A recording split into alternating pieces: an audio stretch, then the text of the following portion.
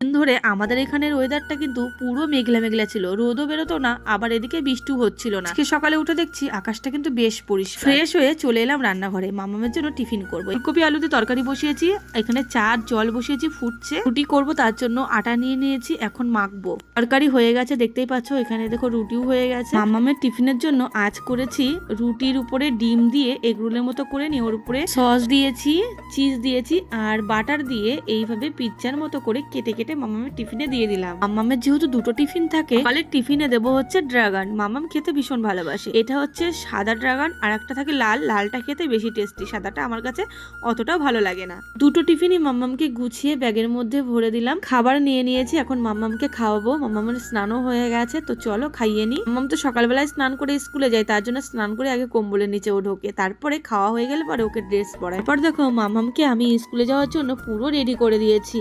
মামামের এই জুতোটা কালকে গিয়ে আমরা কিনে এনেছি, যে জুতোটা পরতো সেটা না ছোট হয়ে গেছে, ওর পায়ের নখে ভীষণ লাগছিল আর খুব ব্যথা হচ্ছিল, তার জন্য না পেরে কালকে গিয়ে কিনে এনেছি। তারপর মামাম হয়ে গেছে পুরো রেডি, এখন লিফট করে যাচ্ছে নিচে। তো চলো বন্ধুরা, টাটা। ভিডিওটা কেমন লাগলো জানিও।